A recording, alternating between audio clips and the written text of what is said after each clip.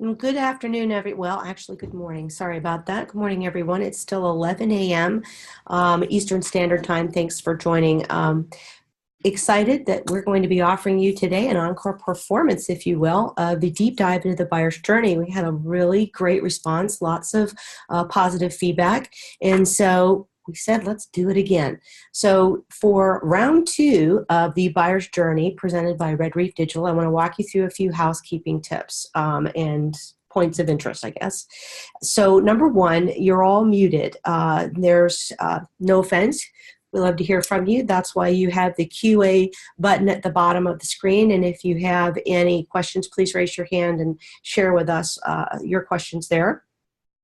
The next item I want to make sure everyone is aware of. Yep, said that. And then just so that you're aware, we're going to take questions at the end of the presentation. This way, we'll be able to keep moving. We have a lot to cover in an hour, but I know you're going to love what we have to cover. Next, what I want to do is to introduce you, if you've not met Mr. Tiber yet, I want to introduce you to today's presenter, my fearless leader here at Red Reef Digital, a marketing strategist, sorry, I have a cold, digital expert and salmon enthusiast. And from there, I'm going to let Sean take it away and explain the rest. Sean? All right. Good morning, everyone. So my name is Sean Tiber. I am the head of Red Reef Digital. We're a HubSpot Gold partner. Worked in a number of different industries. Consumer packaged goods, healthcare, higher education, a little bit here and there. I'm a salmon enthusiast because I'm originally from Anchorage, Alaska. So it I guess kind of comes with the territory. So I'm not much of a football fan, but when it comes to fishing and salmon and everything, I'm your guy. So just, kind of my story, I'm a marketing geek by day, right? Like I started off in digital marketing as things were really taking off and really accelerating. And I'm a, dad geek by night. So I've got two kids that are unfortunately subject to my horrible puns and bad jokes all in a very nerdy way. I founded Red Reef Digital 3 years ago because what I saw coming was that a lot of the capabilities that I had seen and helped develop for big companies like Procter & Gamble and Kaplan University were becoming more and more available and accessible to smaller and mid-sized businesses. And the way that people were buying and were shopping online and researching their product purchases was changing for pretty much everything. Whether we're talking about toothpaste or toothbrushes, or we're talking about higher education, the way that buyers purchase today is very different than it was 10, 15, or even 20 years ago. So what we do at Red Reef Digital is really help you focus on what matters for growing your business, looking at both how you work as a business and how your potential prospects, customers, and buyers purchase from you, and how that process works. So the way that we start this is really with buyer personas, really understanding who your buyers are and what they do. But the next thing that happens is what we call the buyer's journey. So I'm going to walk you through that today. And really what we're trying to answer is, what is the buyer's journey? How do we think about this? How do we examine it? And more importantly, how do we create a buyer's journey for your personas, the people who are buying from you, and your business in a way that allows you to really be there at every step along the way with the appropriate marketing messages, the appropriate sales engagement, and the right way to engage that person at that stage of the process so that they move forward and ultimately select you as the provider or as the business that they want to work with. Okay. So this is a little, a little simple way to look at this, and there's a lot of complexity that's behind this. The buyer's journey starts with the awareness stage, where the prospect is experiencing and expressing symptoms of a problem or opportunity. And this is where they're really trying to better understand, frame, and give a name to their problem. They're just trying to identify, what is it that I'm experiencing here? What's my problem? Once they've identified their problem, they move into the consideration stage, which is where they are considering and identifying, what are all the different ways that I could approach a solution here? How could I address this problem? How can I resolve it so that I'm satisfied with the outcome?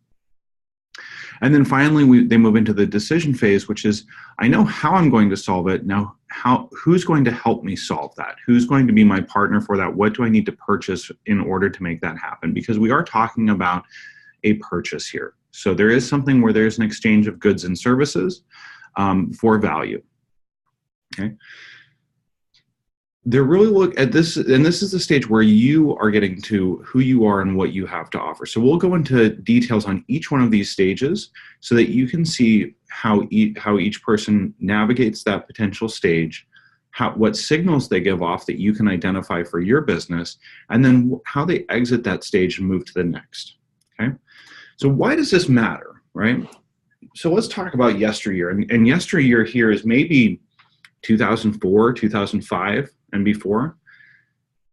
It used to be that, especially when I was working in consumer goods, we do a lot of TV and print advertising. So we'd, put a lot of content out there, a lot of advertising that you're very familiar with, you grew up with it, you've seen it. It's just to raise awareness. Oh, there's this product out here, or there's this issue that I have. Then they go to the store, they look on the shelf, and then they buy it. And each step of the process is 1 to 2 actions. Maybe they talk to a friend, or they ask people, for solutions here, or how they solve the problem. But it's a pretty simple process. Today, however, it looks a little bit different. Now they're getting multiple sources of information. They might see a video, or they might recognize they have a problem, or they're Googling their problem or their symptoms to figure out what they're experiencing. Then they're visiting websites, they're reading customer reviews, they're watching unboxing videos, they're looking at, like all sorts of different products and solutions and evaluating them.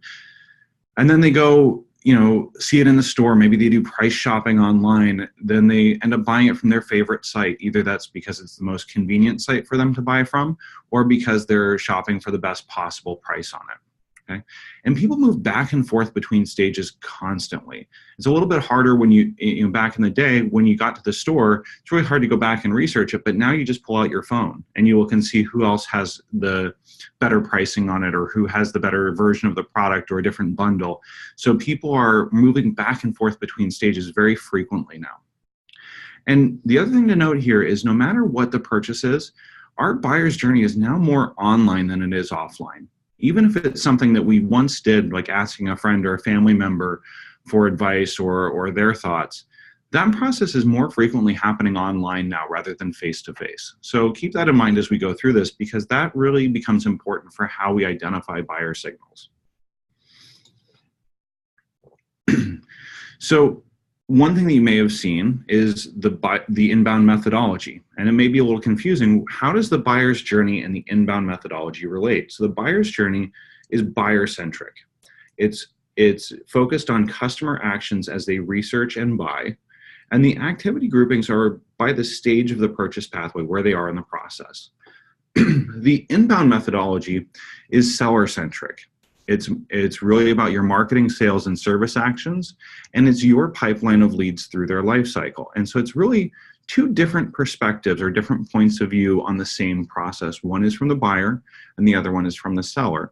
And it's important to put yourself in the shoes of your buyer, because too often we're focused on our own internal processes, our own way of how we deliver to our prospects, and we don't really take the time to see how that appears from their perspective. So we're going to start with step 1, right? We're not going to go into detail here, but as I mentioned, the first thing we do in an engagement with a new client is we go through their personas. Who are their personas and what do they do? This is not a new concept. This is really about identifying the demographic information, what their age is, their gender, their location, psychographic, what they think, feel, believe, want, need, desire, etc. And then, for a B2B audience, the firmographic information, which is really what's their business profile, like size of business, how many customers or how many employees they have, where they're located, what industry they're in, that sort of thing. For the purpose of our presentation today, we're going to go with 2 different personas. So I want you to meet Owen Owner and Molly Mom. So we're going to use Owen Owner as a B2B example and Molly Mom as a B2C example. These are very oversimplified, so we're not going to go into detail here, but just take them kind of at face value right now that we have a business contact and we have a consumer contact. And if you are missing this sort of step in your process, that's something that we can follow up in afterwards, so that we can show you how those are beneficial for you when you're doing your your marketing strategy. There's a lot more here than just picking a stock photo and coming up with a clever alliterative name. So I'm going to move forward into awareness stage. So the first step in solving a problem is recognizing that there is one. So your buyers enter this stage when they start to recognize that they have a problem. And the questions that they ask at this stage start with, what exactly is my challenge or opportunity? How do I define this, right? So the problem definition is your first point of influence over the process. How do you help them define the problem that they're experiencing? The next two questions that they have, you have some influence over, but it's really up to them. It's a personal question. How important is it to me to solve this? What's my priority for this? And something that's often confused with that, but is really distinct, how urgent is this? So something can be really high priority, but low urgency. And that means that it may take a longer time for them to resolve. But something that's low importance, but high urgency, may be something that they need to do right away, but doesn't have a lot of value for them to solve it, okay? At this stage, your buyers are exhibiting, behaviors that are really associated more with the problem and the symptoms. So they're researching the problem online. They're watching YouTube videos and they're seeing people just talk about these problems or opportunities. They're asking for help online, just helping define the problem. Hey, I'm experiencing this. Has anyone ever seen this? What kind of problem is that? So for example, if I'm in the like air conditioning business, which is really important down here in Florida, believe me, if I'm in the air conditioning business, the problem may be like, hey, my house feels really humid, right? Or it's a little warmer than usual, right? Or I don't hear the fan running. Those are all symptoms of an underlying problem. So they're trying to understand, what's my problem that I need to fix? They also ask friends or trusted colleagues. So this is where they could go to someone and say, hey, you just had your AC replaced. Were you having this same symptom also? Why did you replace it? What was the issue, right? And once they start looking at what my solutions are, that's when we shift to the consideration stage. So once they understand what their problem is, that's when we move to the consideration stage. Okay. So here are the questions that a marketer or a salesperson should ask about this stage of the process, right? Ask yourselves these questions. How do your buyers describe their goals or challenges? What words do they use, right? What do they know at this stage? What do they not know? What are they unaware of? How do they educate themselves on these goals or challenges? What sources do they look at? Where are they looking for information? What vehicles or types of information is most valuable to them, and what sources do they find most credible? What are the consequences of inaction? What happens if they don't do anything? Are there real consequences for them if they don't do anything? And are there common misconceptions that buyers have about addressing the goal or challenge? And then how do they decide whether that goal or challenge should be prioritized? So for our HVAC example of air conditioning, what happens if they don't address the humidity issue in their house? Could that cause a mold problem for them? Could that cause more than just discomfort, or can they live with it? Okay. So if you ask these questions, and if you're in the sales process where someone's trying to define the problem, this is where you can influence them and educate them to define the problem in the way that you can help them solve it. Okay. So let's look at a couple case studies of this. So our first case study is a B2B case study with a guy who looks exactly like our buyer persona. His name is Bob Wodenhouse. He owns a company called Castles in the Sky that builds custom tree houses in the Pacific Northwest.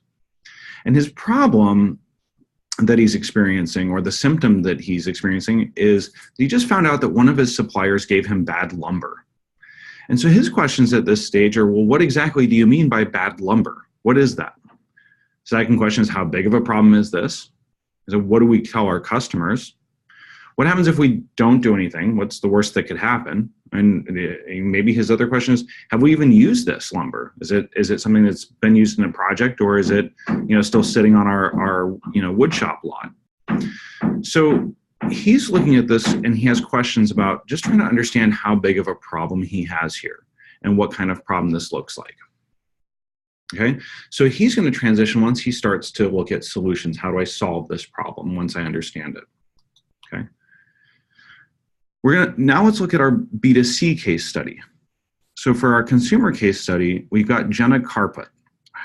She's a working mom with a 2-year-old son, and she's juggling a number of priorities between home and work. She's got a lot on her plate. And her problem is that her 5-year-old car is in the shop for the 3rd time in the last 6 months. So her questions are, well, what's wrong with my car this time? Am I going to keep having problems with it? Is it worth fixing even? And is it safe to keep driving my son in this car? So she's got a lot of emotional, kind of stress underlying this. Bob has the same issue, right? He's potentially got his business at risk. She's got an emotional aspect to this also. Like, is this even safe, right? And I don't really have time to deal with this. I've got a lot of other things on my plate. So she's in this stage where she's just trying to define her problem and understand what's wrong and not even yet what she can do to fix it, but just really understanding what is my problem and how do I define it? How important is this? So with both of these cases, both with Bob and with Jenna, there's something we call points of market entry or trigger moments. So this is something that's happened outside of their normal day-to-day. It's almost always external stimulation because you can understand that, like, Bob and Jenna aren't sitting on a mountaintop somewhere seeking inspiration or revelation to just come upon them. Something's happened to them, right? And in Bob's case, it was he got notice from a supplier. And in Jenna's case, her car went to the shop. It broke down, right? So your question as a marketer is, how often do these sorts of events occur? And can you identify when that event occurs? Is there a way that you can, as a marketer, identify when that event happens to one of your potential prospects and be there when that occurs? And then also look at this trigger moment and say, is this a major life change or is this really a minor event? So examples here could be like finding out you're pregnant or your partner is. That's a very common, very major life change event, right? Maybe it's a car accident. It's something that was unexpected. It just happened and now you've got to deal with it, right? Or it's tax season and it comes up, right? And maybe this is just some sort of, maybe you were expecting it, maybe you're just not ready anyways. But these are the trigger moments that occur to get someone to enter this awareness stage. Something has happened that's now caused them to realize that they have some sort of problem that they have to solve. Okay, so I mentioned in here this question of, can you identify when this occurs?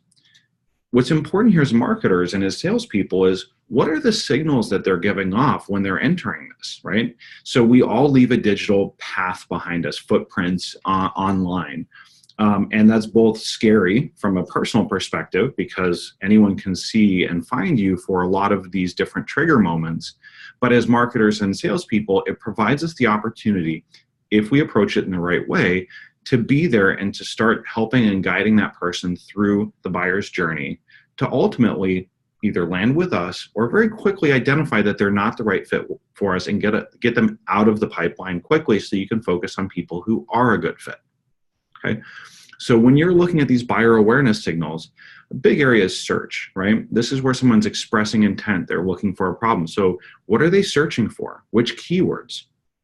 They often search for the full question now. How much should I pay for car repairs? Should I repair or replace my car? And the keywords are very problem-oriented here, right? They're not necessarily, or symptom-oriented. They're not solution-oriented at this stage. So this is where you're seeing lumber supplier defects or types of bad lumber. So they're trying to understand their problem. And you can look at these search terms and see what the volume is for that and create content that attracts people to your website or to your presence online. Other questions you should be asking: what kinds of content are they reading or viewing at this stage? Who are they talking to online? Who are they talking to offline? And can you use other types of interests that they may have to trigger a response, right? So this could be something where, if you're looking for people that are, if your products are designed for people who have just found out that they're pregnant, are there other interests that you can see or other sites that they're looking at that you can use to identify that they've just become pregnant, right? Are they all of a sudden starting to look on mom-oriented blog sites, right? Are they looking at baby registries? How do you identify that they are, now expecting? Okay, so these signals become very important because they're, at the top of what we call the marketing funnel, where it's easy to engage them and bring them in, and hopefully cheaper if you can identify this early on in the process. Okay. So once they've identified their problem and they've put a name to it, oh, sorry, one more thing before I go on. When we talk about what are they searching for, I'm going to go back one second. We talk about what are they searching for, which keywords. It's really important to put yourself in the shoes of your buyer. What words are they using? What phrases are they using? Even if they're the wrong words or there's a better word for it, use the words that they would use when you're writing the content, and then use that as an opportunity to educate them on what the right term is or what the right definition of the problem is. Okay. So now in the consideration stage, this is where we start to look at solutions, right? And I love this quote: people don't like to be sold, but they love to buy. And this is even more true today. So as you're thinking about the people that you sell to, the customers that you engage with, the prospects that you're working with, and think about your own situation. Cold calling is something that is becoming less and less effective each year. It's more effort for smaller return, right?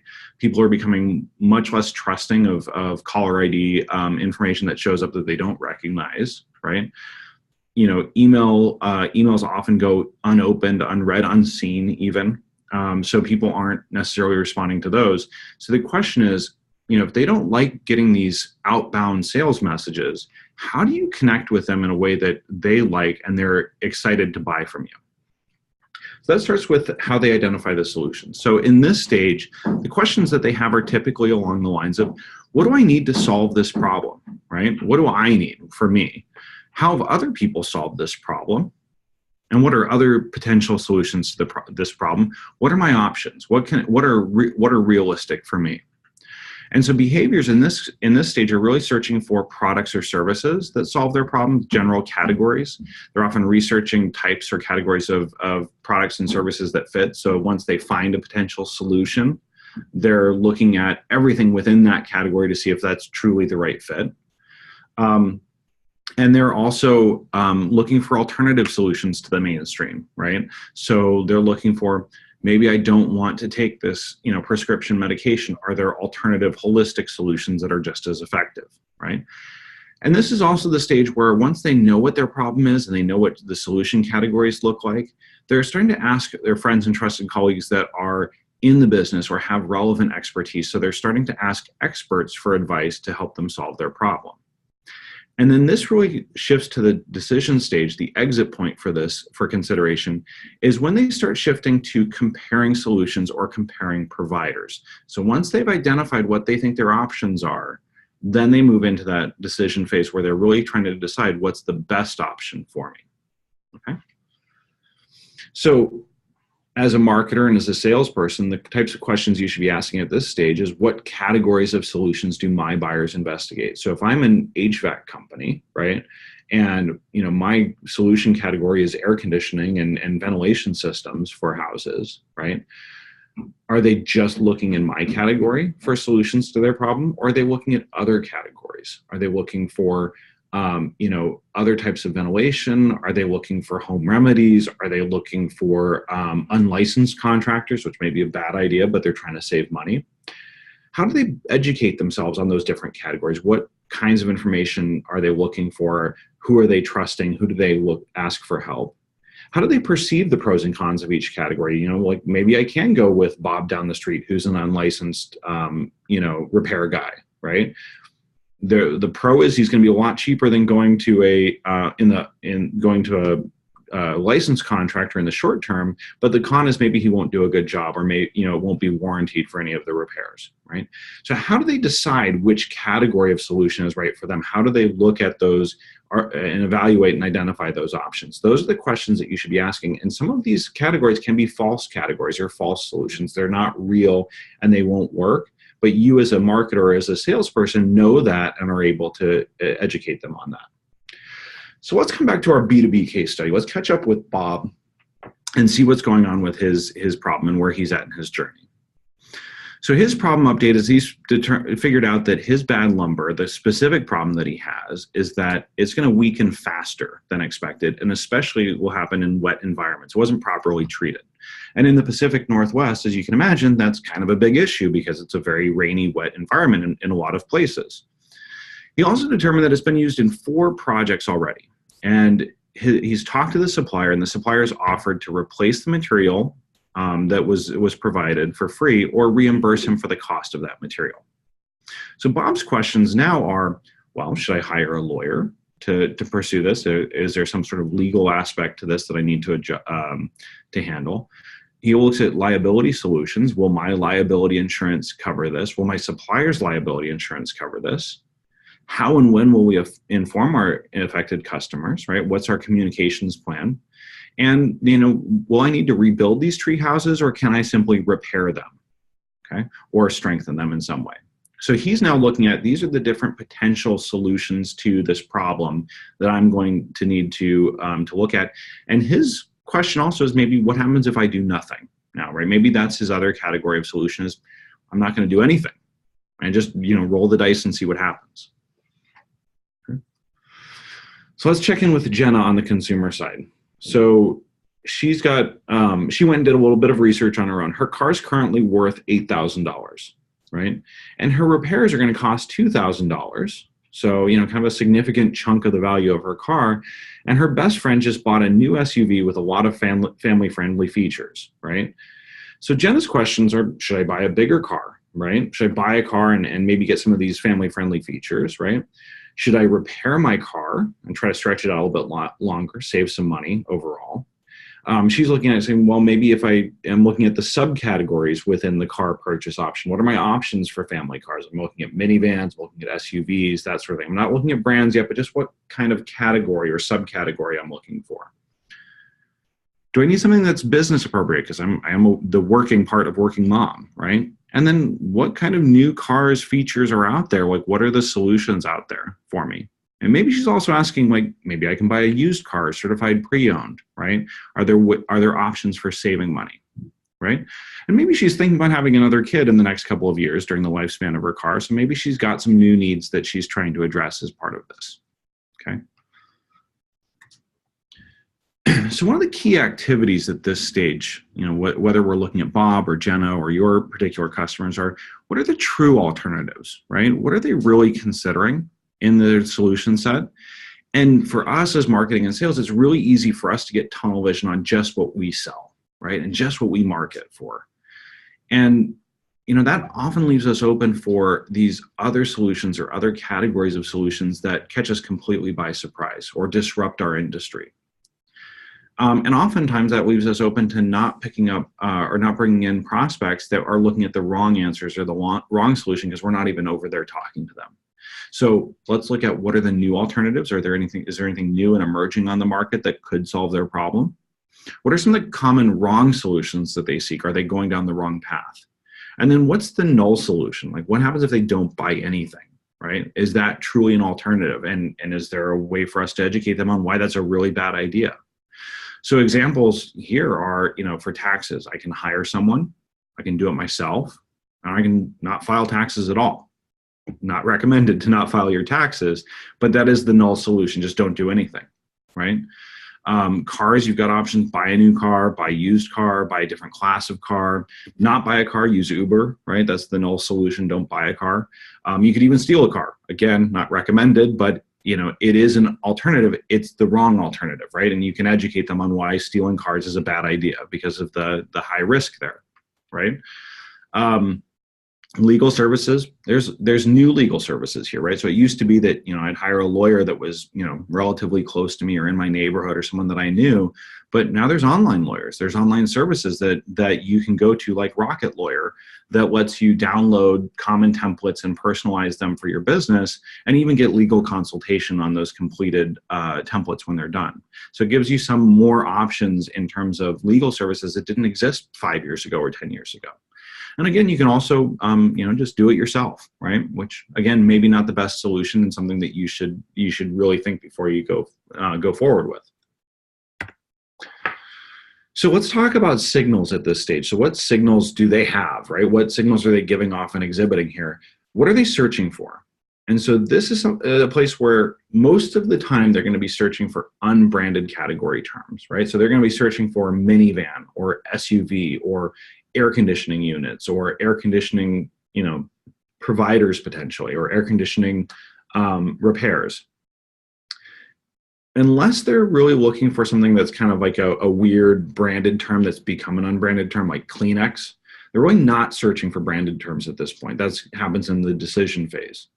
And they're also searching for solutions that they think might work. They're exploring these options, even if they're the wrong solution. And at this point, the people who are really influencing their selection criteria, friends and family, bloggers, online communities, and this is where you can help influence them with content that helps them identify what their options are. So this is a great place for like a list-based blog post, like 8 different ways to repair your HVAC system, right?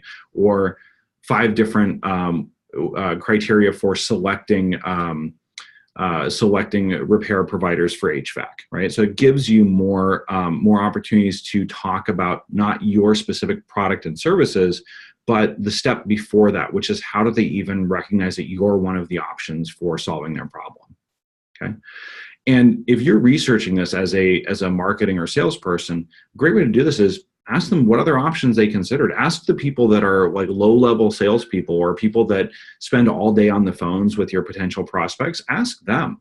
Ask them to ask their prospects and say, what else are you considering? Or how else would you solve this problem? Or what happens if you don't do anything, right? And that can be both a great way to get some understanding of your buyers, but also a really powerful tool in the sales process to help people eliminate the option of inaction. Then ask them, how did you find those people? Like, how did you find those options? What research did you do? Or who told you about that option, right? So they're all great questions to really understand this step of the buyer's process, okay? So finally, we come to the part that everybody loves, right? The decision, right? This is the kill. We're going in for the kill. But the thing is that has really changed in the way that the buyer and seller relationship has changed over the last 5 to 10 years is the buyer holds so much more power and influence in this conversation now, right? Power of research, education, the ability to go educate themselves essentially for free in the moment to make a good decision. And so that's why, Seth Godin's comment here, people do not buy goods and service, they buy relations, they buy stories, and they buy magic, right? And this is the part that can help set you above and beyond the other providers for the solution. Okay, so let's talk about how they're going through this process, what questions they're asking at this stage. So the questions they have as a buyer when they're comparing these solutions and comparing providers, how completely does each option solve my problem? What's the fit here? How well does this fit the problem that I'm trying to solve? They're asking for how quickly will this work? So what's the timing of each solution? And that's directly related to how urgent it is for them to solve the problem. What does each option cost, right? So the cost of the solution needs to be less than the value of solving it to them. And that's not always something where they're comparing numbers. They don't have a number in mind, but it's a subjective comparison, right? They're also looking at it and saying, how confident am I in each solution? How confident am I that it's actually going to work, that it's going to solve my problem, right? Does it sound good? Does it sound right? And then the other thing they ask, and this is really important from a sales perspective, is who else needs to be involved in this purchase decision? Who else do I need to talk to? Do I need to talk to my wife, a business partner? Do I need to consult my lawyer? Do I have a board of directors? Do I need to talk to, my dad or my parents if I'm a teenager buying something, right? And so their behaviors at this stage directly map up against asking these questions. So they're looking at different brands and companies that provide the solutions in the categories that they're looking at. They're evaluating those competitors within the solution categories, and they're comparing the products and services of each one. They're doing test drives and free trials, right? So the freemium model is where this really plays out. They're starting a free trial so that they can see how it actually works and get a feel for it before they actually hand over any money. They're also reading reviews and understanding pricing. So they're looking at what are other people saying about this provider, right? And they're not just looking, and this is was an aha moment for me when I first saw it, was they're not just looking at your direct product reviews like you would see on Amazon or you would see on Yelp or something like that, or in a business reviews directory. Some of them are even looking at Glassdoor, right? Is this the kind of company that treats their employees fairly, where people are happy to work there, right? If the employees are miserable at this company, how do their customers feel, right? So they're looking at this in ways that we didn't even anticipate 10 years ago. And they're looking at it from multiple different angles, and people are adding all of their own decision factors in here that traditionally have not always been a part of the process. So there's some sort of ethical buying as well that's happening in this process. And this is the part where they're asking product and service questions. So now they're asking the questions about you and your product, your company, what you have to offer, what the pricing is, what the product features are. So if your sales process or your marketing process has been really focused just on the features and characteristics of your products and services, you're really focusing just on this last step of the process, right? The last step of the journey, and not on the rest of it where they've come through as well. So when they have all these questions answered, right? Or at least they're comfortable enough with the answers to these questions, that's when they move out of the decision stage, either by making a purchase, right?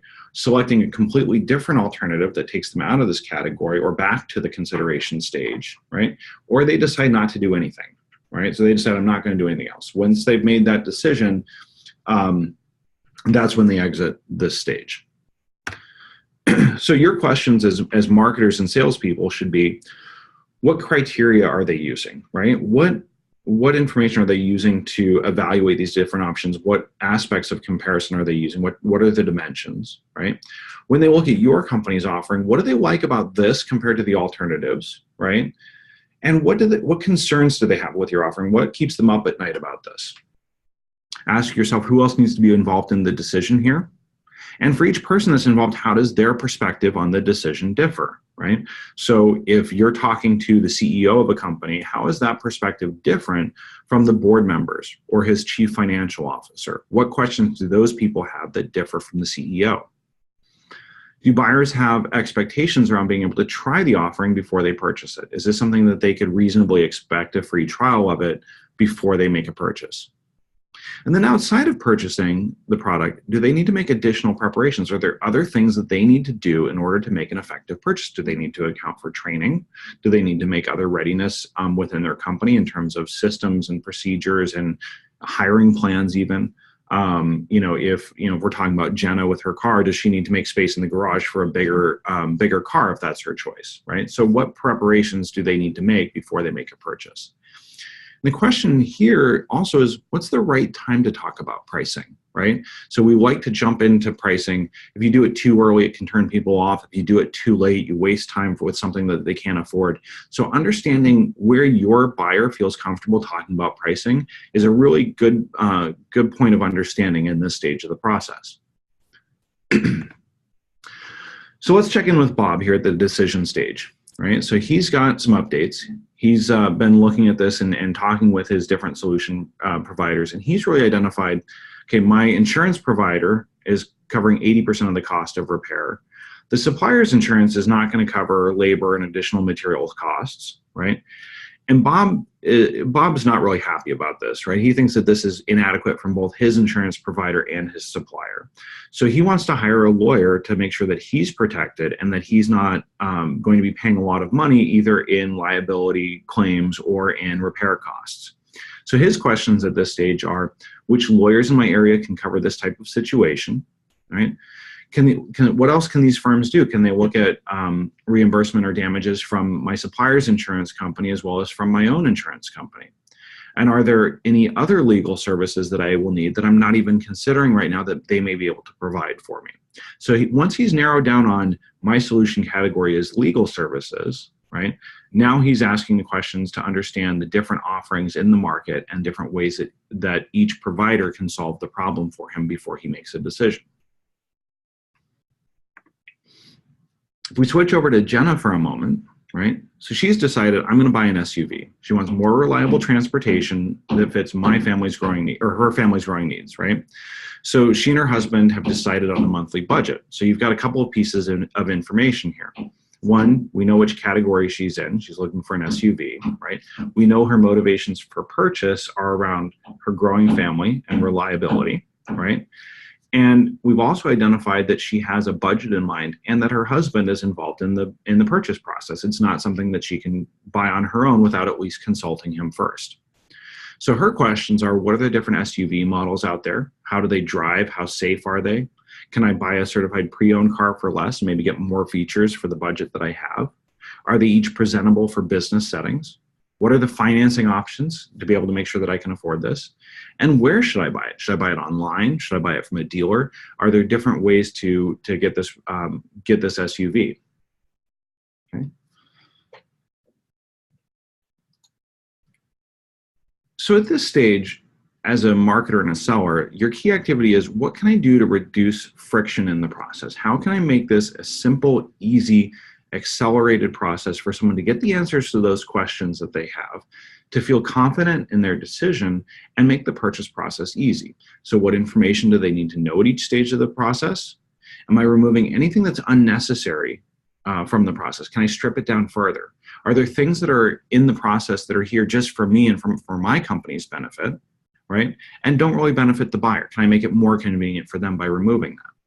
And then, why do my current buyers purchase from me? What's special about me and my process instead of my competitors? And can I amplify and improve upon that or capitalize on that so that more buyers will purchase from me? So some examples of companies that have recently done this to reduce purchase friction to great effect. You've got Carvana.com, right? You can buy your car completely online and even have it delivered to you at your door. Here's your keys, right? So you never step foot inside a dealership. Everything from, researching the different options, selecting the car itself, filling out all your paperwork, getting approved for the loan, everything happens online, and you just get your car at the end. Okay? Rocket Lawyer, as I mentioned before, template-driven legal documents that have optional legal consultation. It can be very fast for you to get standard legal documents prepared. And a new one that I thought was fascinating is a company called Dirty Lemon, which sells very fancy, very expensive lemon water beverages via text message. So you can literally text with either a robot or a person online to purchase these beverages, and they show up in the mail. And it happens very quickly. So my wife was researching this and was experimenting with it for part of her work. And she said it was an amazing process that happened very quickly. It was very easy, very friendly, and it was fun, right? And it happened in just a few minutes. So it was something that she could do on the go. It was very convenient for her. And they had stripped out everything that was everything was unnecessary from the process to focus on just the key pieces of information that were required to complete the transaction, right? So if you're looking at your buying process, what you want to do is look at what's each stage of my process, and how many people move from one stage to the next. How fast do they move? So if you're selling something, for example, when they get to the checkout option, they're looking at shipping options, right? If you don't offer a free shipping option, how is that affecting people's completion of a sale, right? Do they get to that shipping option stage and then they just abandon the cart, right? So ask yourself, is this something that I need as a business? It's a mandatory requirement to be able to complete the sale, or can I get rid of it? Is it something that I can add here to remove a barrier or objection from my buyer so that they can move forward with their purchase process? And then lastly here on this last slide, on the decision phase, is what are the signals at the decision phase? What are they searching for? So again, what types of search terms? They're searching for branded terms at this point. They're searching for product terms, specific products. They're searching for your company or your brands. They're searching for ratings and reviews. They're searching for pricing information. They're searching for coupons, right? That's a great signal for someone ready to make a purchase if they want to save some money on it, right? And they're doing location searches. Where can I find this? Where can I go get it? Right? And this is where you're looking for, HVAC companies near me, right? Versus just HVAC companies in general, right? So who influences that selection criteria? They're looking at online customer reviews. They're looking for professional product reviews, like from, a review site online. They're probably also talking to other salespeople. There's other salespeople out there saying, oh, you don't really need that solution, or here's why that solution is inferior to our solution, right? Are they reaching out to you? Are they contacting you with questions about your products and services? And you can see this in website chat or Facebook Messenger or potentially inbound phone calls, although I'm seeing less and less of that. If you have an e-commerce play, have they added products to their online carts, right? And if you find as you're going through this sales process that you're getting a great signal that they're interested in buying, but then they hesitate at the very end, oftentimes it's not, if you ask them about that, they may tell you something that's not the true hesitation, right? It may be that they're really price sensitive, right? The price is just too much, or they talk to a person who influences or is a stakeholder in the decision, and that person said, "There's no way. We just can't do it. It's not going to work," right? And they often feel embarrassed or uncomfortable sharing that reason with you. So feel free to ask those probing questions, right?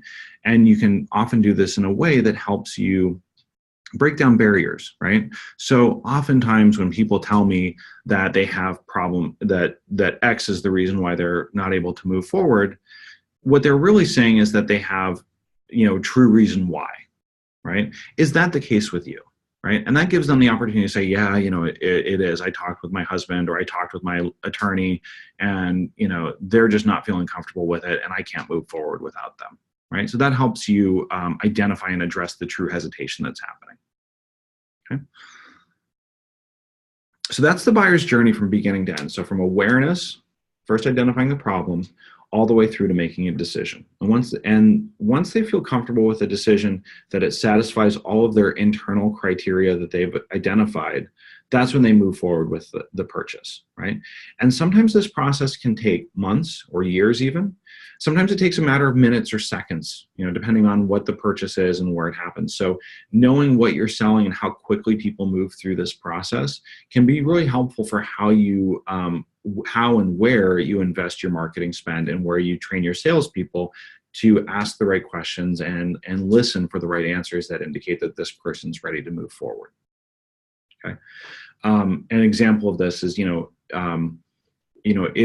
going back to the retail example, right?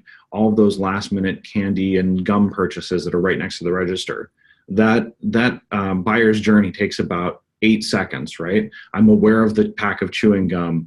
Yes, I want some because my breath stinks, and I'm going to decide this one because this is the flavor that I like, and I'm going to buy it right now, right? So it's about 8 seconds from beginning to end. But buying a car might take months. Buying a house might take months, right? Making some of these decisions takes time. And so if you're in one of those longer buyer's journeys, you may find yourself investing more time and effort into educating and nurturing those leads and those prospects through the process from beginning to end, because that process takes longer and it's a more highly considered decision, but the reward at the end is much higher as well, right? You're not talking about the margin on a $1 pack of gum. You're now talking about the margin on, a $500,000 house potentially. So how do you map that out, right? How do you identify the way that works and the buyer's journey for your people? So we've put together a buyer's journey worksheet, right? And the purpose of this worksheet is to identify and map the activities of your buyer at each stage of the journey, right? So after you've created your buyer personas, you use this worksheet and this exercise to understand how they get to you. What's their path to purchase from you? So the best way to do this that we found is to organize a marketing and sales alignment workshop. This works really well when you've got both marketing and sales in the room, because they work together to identify the stages of this process and to share information that each organization has between the two of them about the stages of the buyer's journey. And you do want to complete at least one of these buyer journey worksheets for each buyer persona that you have, because each person comes at this process differently. And although there may be subtle variations between them, if they're similar, those subtle variations can be very influential in the overall process and your marketing and sales approach to get to them. So we're offering this as a download for everyone. It's best to look at this with Adobe Acrobat if you've got it downloaded on your computer, because you can fill it out on each field here. You can click and just fill out each step of it. And then you can save these worksheets as PDFs and share them with your team. So here's an example of the buyer's journey worksheet that we filled out for business owner Owen or Bob, depending on what you want to call him based on his picture here. And we've got just a really top level view of his demographics from his buyer persona, right? And his needs and the solutions that he considers. But at each stage of the process, we describe what he's going through and what questions he's experiencing from his perspective. So everything is written in the first person from Owen's perspective, right? So at each stage, some big problem came up that I don't know how to solve, and I could get sued or lose my business if I don't handle it right. Moving to a consideration saying, I'm going to look for general business lawyers and specialty lawyers. Writing it in the first person allows both you as the leader of this process, as well as all the team members that you're seeking to enroll and engage. It helps them put themselves in the shoes of the buyer and empathize with them, understand what's really bugging them, what's the true need, what's really underlying all of this, so that you can best address that concern or that question and resolve it for them, right? And this is something that I wouldn't just do at the top levels of your team. Involve the most junior people as well, the people who are day-to-day talking with and engaging with your prospects and your buyers to understand what are they truly saying, not just what we think they're saying, but what do we actually have evidence of. Okay. So, and if you need help with this, if this is something you're like, I have no idea how to organize a marketing and sales alignment workshop, that's something that we help with. We do that very often. We do that all the time. It's something that we found very effective. And once everybody's on the same page, we've seen dramatically improved results in our ability to nurture and help buyers navigate this journey and ultimately purchase from our clients as the preferred provider. So with that, that's the end of our education portion of the webinar. I'm going to open it up for questions now and allow everyone to, ask any questions that they may have, to, if there's anything you want more clarification on or more details, please feel free to answer now. But we're going to open it up for questions with the last 8 or 9 minutes that we have here today.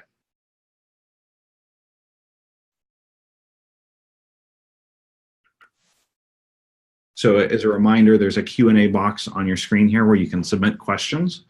That will make it easy for me to answer them.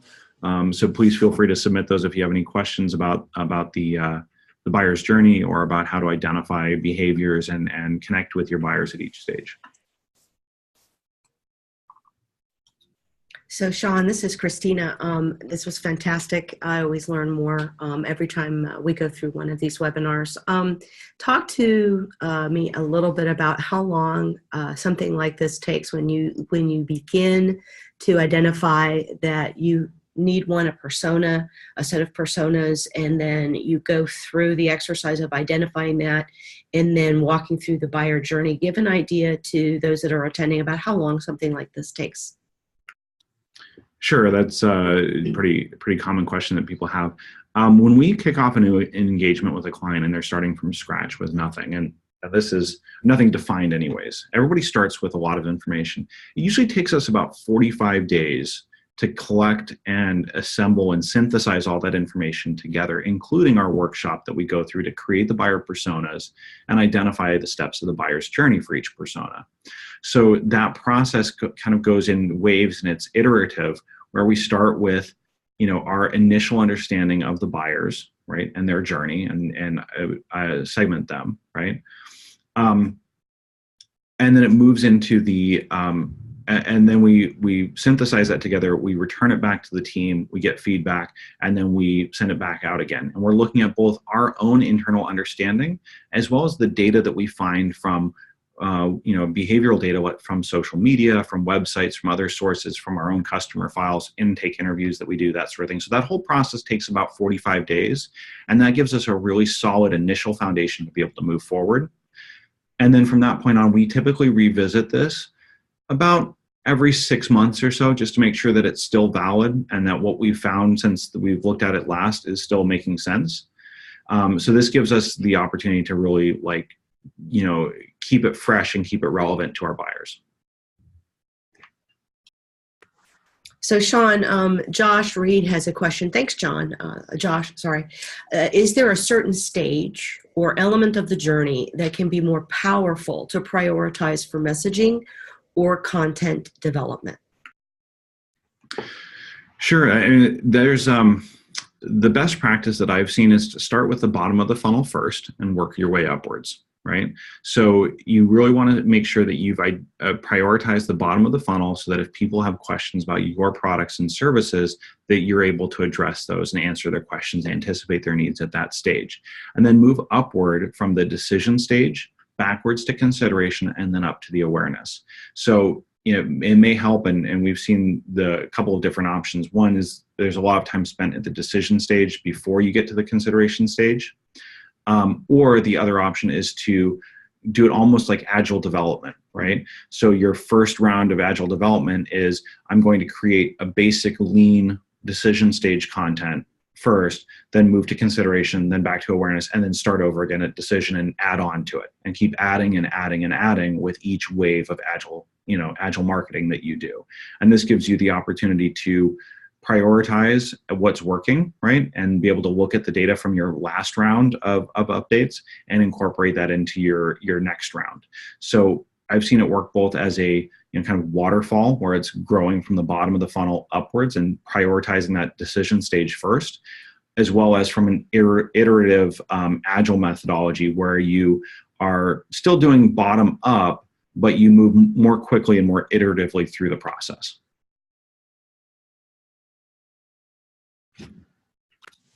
So Sean, I have another question. So this is a lot to take in, and you have a lot of energy behind identifying all the personas.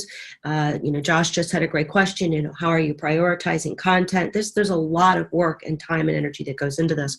And when you're done with all of this, you have a lot to handle. You've got a lot in your basket, if you will.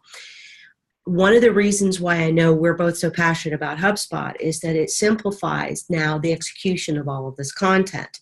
Can you talk a little bit about how having a really strong tool, at your disposal expedites, all this effort? Because I think that's probably one of the biggest questions we run into is, oh my God, I have all of this. What do I do? How do I execute it? So I thought you might elaborate a little bit on that, about how the tool does that. Sure. So I think this really comes down to organization and ability to execute, right? So a tool like HubSpot really helps you organize all of your content so that, to Josh's point, you can identify the highest priority content first. It also allows you, from a measurement perspective, to measure what's being most effective, right? So as you're going through this process, you can say, you can start off with, here's our gut feel of how effective this content is, or what's the best priority, the best area for us to focus in. But then you use a tool like HubSpot, if this is all, when you have it all tagged to campaigns and to, the stages of the buyer's journey, right? It allows you to look at this and say, well, we thought that the decision stage was where we were being most effective with our content development and the prioritization. But as we found out, we're getting tremendous leverage out of our consideration stage tools, right? The selection tools, the tools that help people evaluate their options and then navigate to us. So that combination of having it be really well organized and clear about how your content and how your information is tagged to each stage of this buyer's journey, but then also that feedback loop of the measurement that allows you to now say, okay, our best practice started off, now we've measured this with, we've gone from gut feel to data-driven understanding of where the priorities should be and how we should amplify our marketing efforts and prioritize future content and marketing and sales efforts.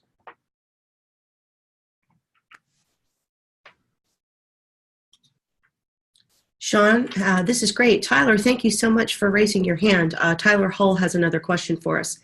Can the same buyer's journey be used for renewing or purchasing more from your business, the sales or a service, rather than a product? That's a great question. So the answer is yes, absolutely, right? Because what happens is we're constantly in this buyer's journey, right? And nobody thinks about this as the buyer's journey. No one says, I've got 8 buyer's journeys outstanding right now, right? They all say, they're all just in different stages of this, and it's unconscious. So when you're talking about renewals and services or upselling or cross-selling services, what you're doing, and it may not be a salesperson, this may be a customer account executive or a customer service person who is trained to be able to recognize when someone is going through a new buyer's journey for services that you already have, right? So they may be looking at it saying, my contract is coming up. Should I be renewing this, or should I be looking at other providers, right? And what's my cost of switching, right? Or they may say, I've been having great results with this service that you offer, but I'm also experiencing this problem, and a skilled customer service person can recognize, oh, you're having this problem, or anticipate other common problems that person might have, and help them become aware of the services that your company provides to solve that problem, right? So it may not always be someone who sits in a sales seat or a marketing seat, and that's why it's important to have other people involved in the conversation, because it may be a customer service person or customer success manager that can identify that there's an opportunity to connect with a buyer because they have a new, new need or new problem that they're trying to solve.